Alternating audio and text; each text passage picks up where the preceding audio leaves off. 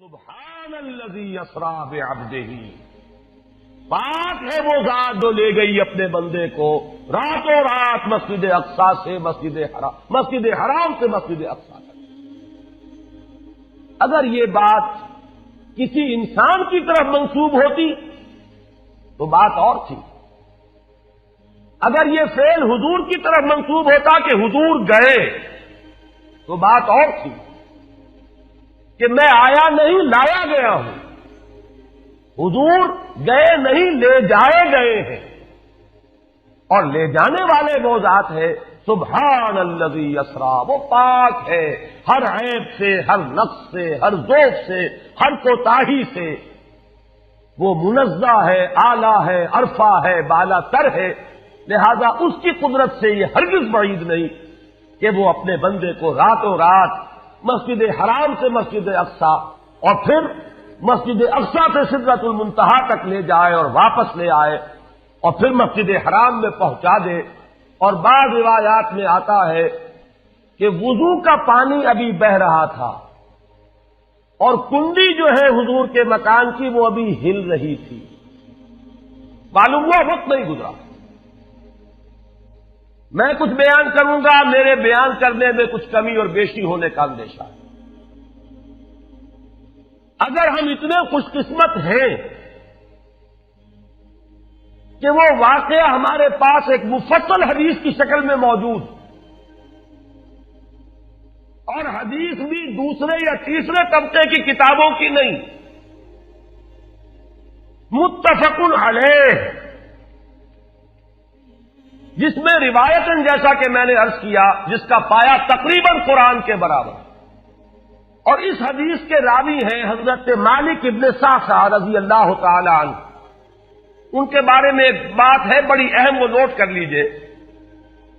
یہ انصاری صحابی ہیں، ان میں سے نہیں ہے کہ جنہیں حدیثیں بیان کرنے کا کوئی زیادہ شوق رہا ہو، یہ غالباً واحد حدیث ہے جو انہوں نے بیان کی، اور انہیں اس سے نہایت شغف تھا، نہایت محبت کے ساتھ انہوں نے اس کو محفوظ کیا تھا، اس کے ایک ایک لفظ کی حفاظت کی تھی۔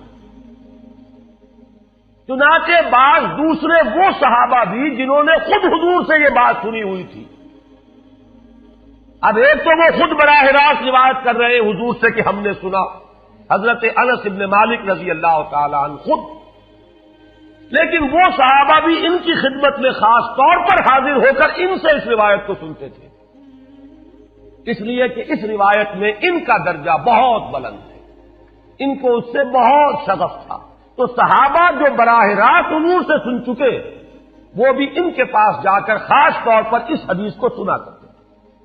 چنانچہ یہ روایت جو متفق علیہ ہے، یہ امام بخاری جو اس کو لائے ہیں عن قتادہ عن انس بن مالک عن مالک ابن صعصع رضی اللہ تعالی عنہم، حضرت انس ابن مالک سے روایت موجود ہے مسلم شریف میں براہ راست ان سے، لیکن یہ اس روایت کو بیان کر رہے ہیں حضرت مالک ابن صعصع رضی اللہ تعالی عنہ کے حوالے سے۔ روایت کیا ہے؟ ان النبی صلی اللہ علیہ وسلم حدثهم عن لیلۃ اسری بہ۔ اب دیکھیے یہ مرفوع حدیث ہو گئی، حضرت صعصع بیان فرما رہے ہیں کہ نبی اکرم صلی اللہ علیہ وسلم نے خود ہمیں سنایا، وہ حالات و واقعات سنائے جو اس رات کو پیش آئے جس رات کے انہیں لے جایا گیا۔ قال بینما انا فی الحطیم وربما قال فی الحجر، حضور فرماتے ہیں کہ میں اسی اثنا میں کہ میں حتیم میں تھا، اور ایک دوسری روایت میں الفاظ حجر آئے ہیں، وہ بھی کہتے ہیں اسی حصے کو، مضطجعا میں لیٹا ہوا تھا، اذ اتانی آتن کہ اچانک میرے پاس ایک آنے والا آیا۔ یہ آنے والے کون ہیں؟ حضرت جبرائیل، یہ بعد میں واضح ہو جائے گا۔ فَاشْتَقَّ مَا بَيْنَ هَٰذِهِ إِلَىٰ هَٰذِهِ، حضور نے اشارہ فرمایا، اس نے یہاں سے یہاں تک میرا سینہ چاک کیا، یعنی من طفرت نہر ہی الی شعرت ہی، یہ جو گڑھا ہے حلق کا گڑھا، یہاں سے لے کر تیرے ناف تک سینہ چاک کیا، فاستخرج قلبی، اور میرا دل نکالا، ثم اعطیت بطست من ذهب مملوء ایمانا فغسل قلبی، پھر ایک تشت لایا گیا سنہری جو ایمان سے مملو تھا، بھرا ہوا تھا، تو پھر اس کے ذریعے سے میرے اس قلب کو، سینے کو دھویا گیا، ثم غسل ثم اعید، وفی روایت اس کے بعد اس کو لوٹا دیا گیا اور پھر وہ زخم بھی سی دیا گیا۔ ایک روایت میں آتا ہے ثم غسل البطن بماء زمزم ثم ملئ ایمانا وحکمتا، اسی طریقے سے پورے پیٹ کو بھی صاف کیا گیا ماء زمزم سے، اور اس میں بھی ایمان اور حکمت بھر دیے گئے۔ ثم اعطیت بدابۃ، پھر میرے پاس ایک چوپایا لایا گیا، دون البغل فوق الحمار، جو بغل یعنی خچر سے تو کچھ چھوٹا تھا، اور حمار یعنی گدھے سے کچھ بڑا تھا۔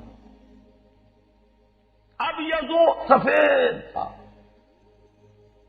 یقال له البراق، جس کا نام براق ہے، وَيَضَعُ خَطْوَهُ عِنْدَ أَقْصَى طَرْفِهِ، اور اس کا ہر قدم اس کی حد نگاہ پر جا کر پڑتا تھا۔ فَإِنْتُ عَلَيْهِ، میں اس پر سوار ہوا، فَانْطَلَقَ بِي جِبْرَائیل، اب یہاں نام آ گیا، وہ آنے والے کون تھے؟ پھر چلے میرے ساتھ حضرت جبرائیل، حتی اتی السماء الدنیا، یہاں تک کہ وہ آسمان دنیا تک پہنچ گئے، جو پہلا آسمان۔ اب یہاں دیکھیے وہ روایت میں جو زمینی سفر کا درمیانی حصہ ہے وہ رہ گیا، دوسری روایات سے ہم اس کو جوڑ کر جمع کریں کہ پہلا زمینی سفر ہے، مسجد اقصیٰ تک پہنچے ہیں، وہاں جا کر روایت میں آتا ہے میں نے وہی اپنے اس خچر کو باندھا، براق کو، جہاں انبیاء باندھا کرتے تھے، اور پھر وہاں میں نے نماز ادا کی، بہت سے لوگ جمع ہوئے، میں منتظر تھا کہ کون نماز پڑھائے گا، کہ جبرائیل نے میرا ہاتھ پکڑ کر مجھے آگے کیا، میں نے نماز پڑھائی، اور پھر جبرائیل نے مجھے بتایا کہ یہ تمام انبیاء تھے جو اس دنیا میں مبعوث ہوئے ہیں، اور آج آپ نے ان سب کی امامت کی۔ یہاں سے پھر شروع ہوا ہے وہ دوسرا سفر، لیکن جب پہلے آسمان تک پہنچے، فاستفتح، انہوں نے دستک دی، کھلوانا چاہا، قیل من ھذا،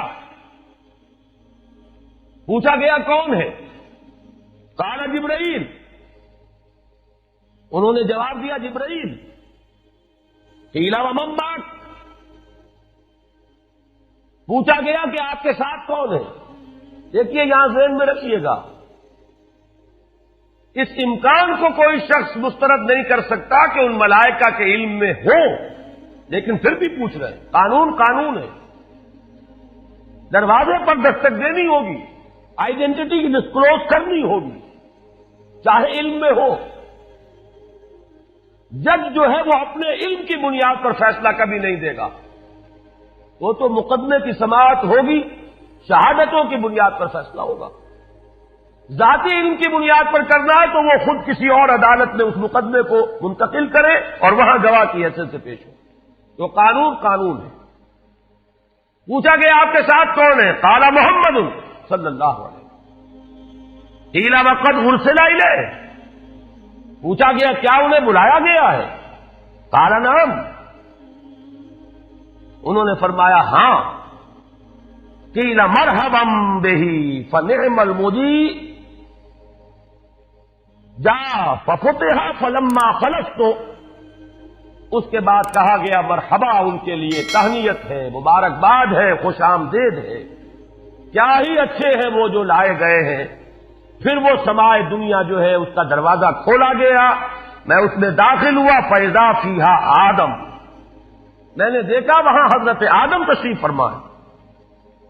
فقال ھذا ابوک، جبرائیل نے کہا یہ آپ کے جد امجد ہیں، فسلم علیہ، ان کو سلام کیجئے، فسلمت علیہ، میں نے انہیں سلام کہا، فرد السلام، انہوں نے سلام کا جواب دیا، ثم قال مرحبا بالابن الصالح والنبی الصالح، خوش آمدید ہے، مرحبا ہے صالح بیٹے اور صالح نبی پر۔ ثم صعد بی، پھر مجھے اور اٹھایا گیا، حتی اتى السماء الثانیۃ، یہاں تک کہ جبرائیل پہنچ گئے دوسرے آسمان تک۔ فاستفتح، پھر وہی سوال و جواب ہے، میں ترجمہ نہیں کروں گا۔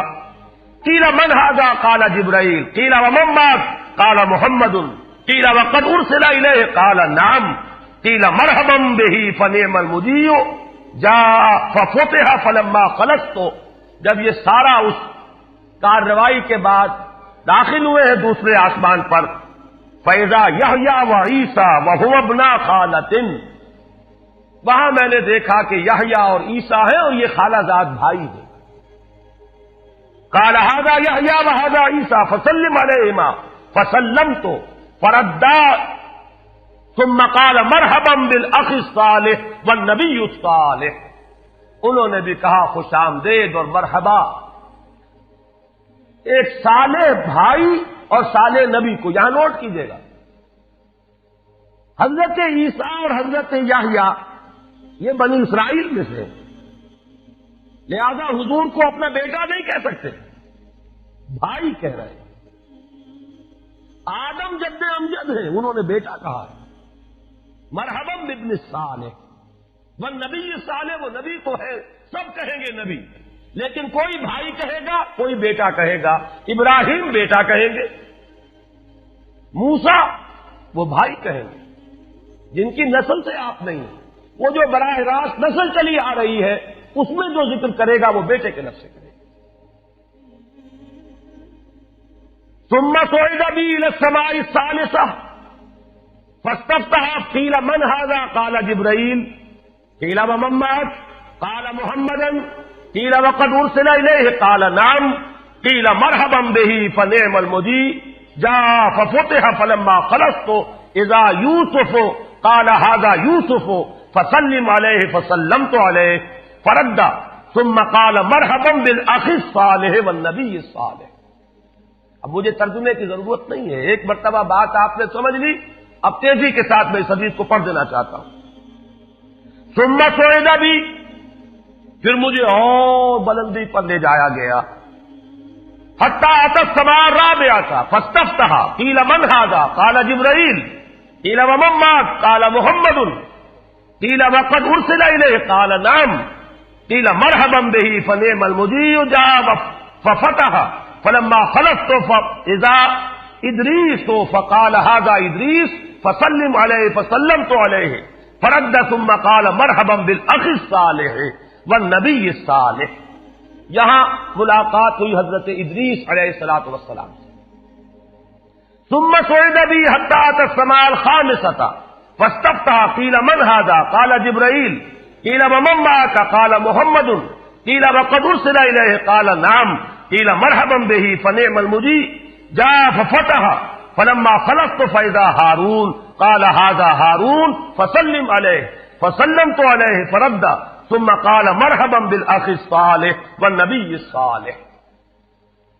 ثم صعد بی حتی اتى السماء السادسۃ فاستفتح، قیل من ھذا قال جبرائیل، قیل ومن معک قال محمد، قیل وقد ارسل الیہ قال نعم، قیل مرحبا بہ فنعم المجیء جاء ففتح فلما خلصت فاذا موسیٰ قال ھذا موسیٰ فسلم علیہ، فسلمت علیہ، فرد ثم قال مرحبا بالاخ الصالح والنبی الصالح۔ چھٹے آسمان پر یہ حضرت موسیٰ سے ملاقات ہوئی. فلما جاوزت تو بکا، جب میں آگے بڑھا تو حضرت موسیٰ روئے. قیل ما یبکیکا، ان سے پوچھا گیا کہ آپ کو کیا چیز رلا رہی ہے؟ قال ابکی لأن غلاما بعث بعدی، کہ مجھے اس بات پر رونا آ رہا ہے یہ نوجوان محمد صلی اللہ علیہ وسلم، یہ میرے بہت بعد ان کی بعثت ہوئی ہے. يدخل الجنة من امته اکثر ممن يدخلها من امتی، میرے بہت بعد آنے کے باوجود ان کی امت میں سے جنت میں داخل ہونے والوں کی تعداد میری امت کے مقابلے میں بہت زیادہ ہو.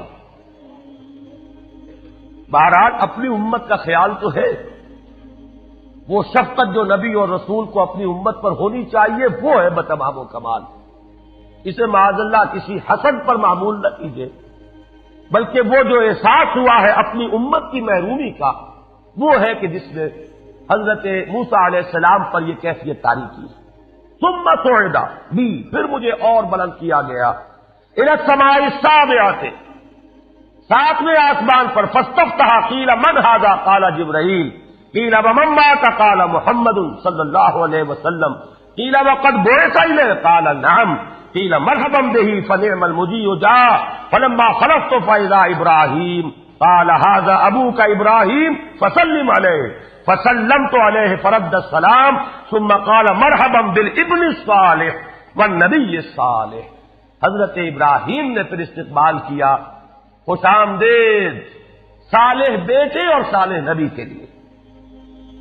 ثم رفعت، اب ذرا یہاں نوٹ کیجئے گا، یہاں سوئد تو نہیں آیا، سوئد ابھی نہیں آیا، رفعت.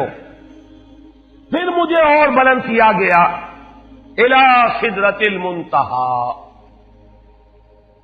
یہ سدرہ منتہا ہے جس کا ذکر ہے سورۃ النجم.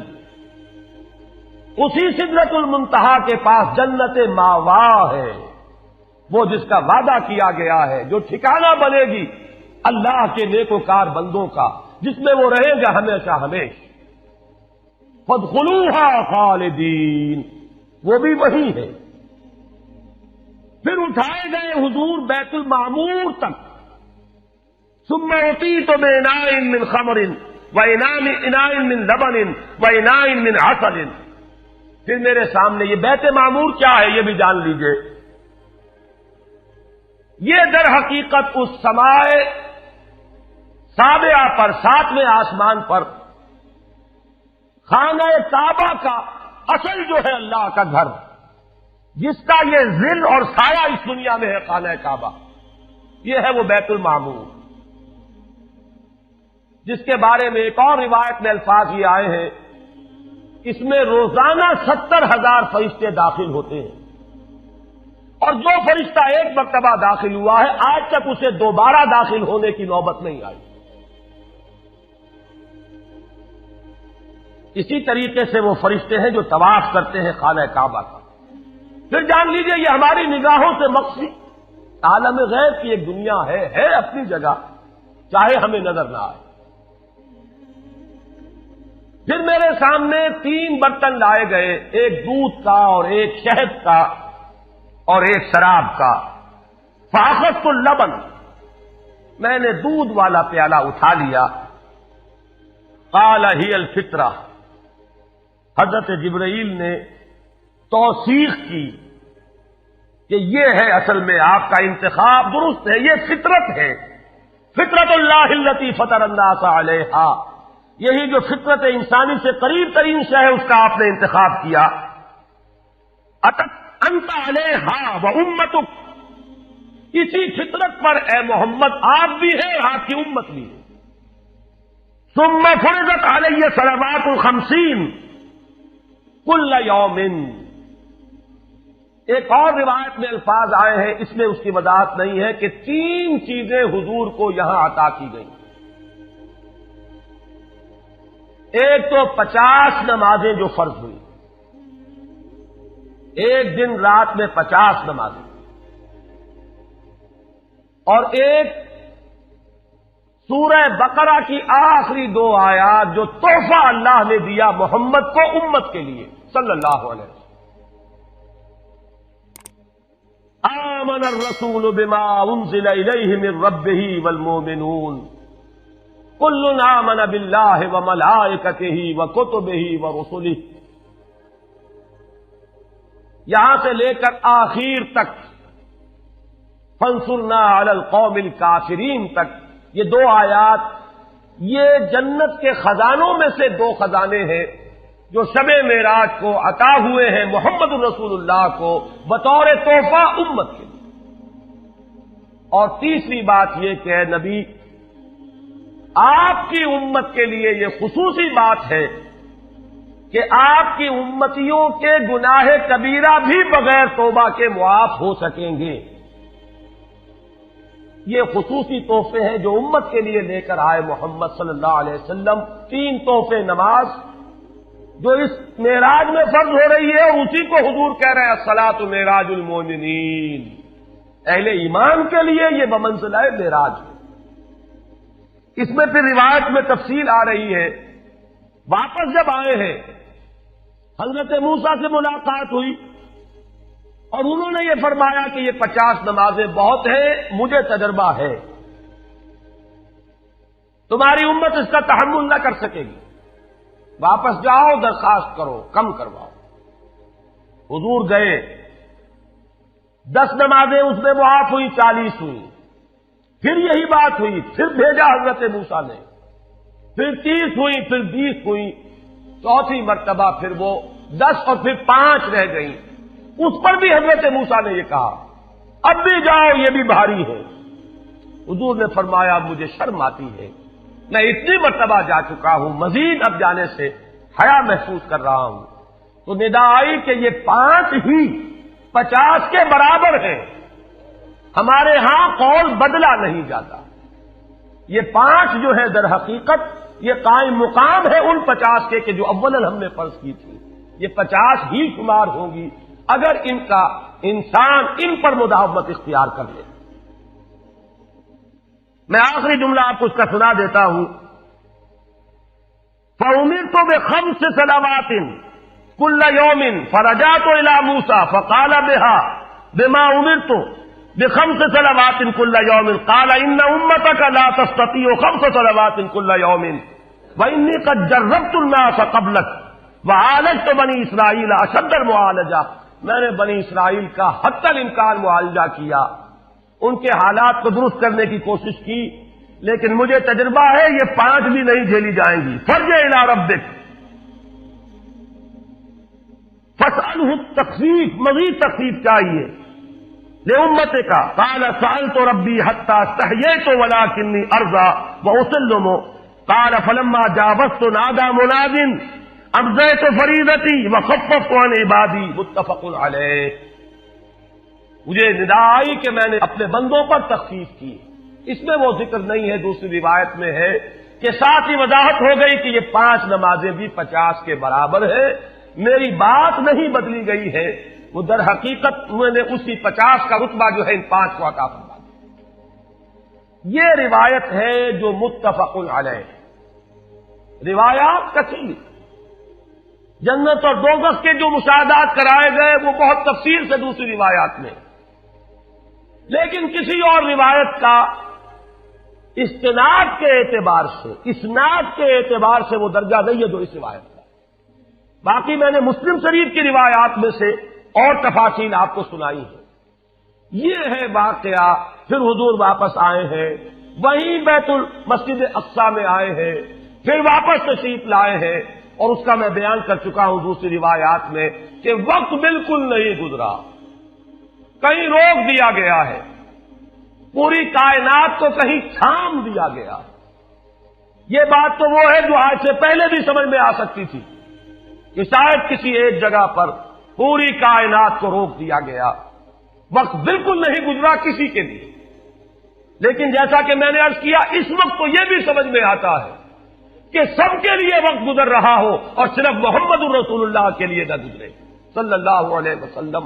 آج یہ بات بھی سمجھ میں آ سکتی ہے, لیکن یہ ہے کہ قرین قیاس وہی پہلی بات ہے کہ اس میں پورے اس وقت کے لیے وقت کی رفتار کو روک دیا گیا ہو. وہ مسئلہ یاد آ گیا کہ آگے بڑھو یا وقت کی رفتار روک دو. تو یہ وقت کی رفتار ہے جو محمد الرسول اللہ صلی اللہ علیہ وسلم کے لیے روک دی گئی. اس کے بعد جو ہنگامہ ہونا چاہیے تھا وہ ہوا. صبح جب حضور نے فرمایا کہ یہ میرے ساتھ واقعہ پیش آیا ہے تو جو رد عمل ہونا چاہیے تھا وہ ہوا ہے. یہاں تک بھی ہوا ہے کہ بہت سے مومنین صادقین متزلزل ہو گئے. مشرکین نے کفار نے بغلیں بجائی کہ اب ہمیں موقع مل گیا. معلوم ہوتا ابھی تک تو شک ہی کی بات تھی کہ ان کو کچھ خلل دماغی کا عارضہ ہے. اب تو ثابت ہو گیا, کسی شک کو صبح کی گنجائش نہیں. چنانچہ اب آپ اس کا اندازہ کیجئے, یہ واقعہ مکے میں بیٹھ کر بیان کیا جا رہا ہے, امتحان لیے گئے ہیں. اچھا اگر گئے تھے تو بتاؤ مسجد اقصی کے ستون کتنے ہیں, وہاں کی کھڑکیاں کیسی ہیں. حضور فرماتے ہیں, ایک حدیث موجود ہے کہ میں گھبرا گیا, اس لیے کہ کس کو یاد رہتا ہے. مسجد اقصی میں جا کر حضور ستون تو نہیں گن رہے تھے, لیکن یہ کہ جب پوچھا جا رہا ہے تو مجمع میں تو ہو سکتا ہے کہ تالی پٹ جائے کہ اچانک اللہ تعالی نے میرے سامنے مسجد اقصی کو کر دیا. اب میں دیکھ کر بتا رہا ہوں اور لوگ دنگ ہو رہے ہیں. اب دیکھیے وہ مشاہدہ جو میں نے عرض کیا تھا, مشاہدات بے شمار ہیں. جنت سامنے لے آئی جاتی ہے اور آگ سامنے لے آئی جاتی ہے, جہنم سامنے لے آئی جاتی ہے, مسجد اقصی سامنے لے آئی گئی ہے, جن میں سے ہر سوال کا جواب حضور نے مشاہدے سے لیا. اسی ضمن میں وہ واقعہ آتا ہے کہ حضرت ابو بکر کے پاس گئے لوگ دوڑے دوڑے.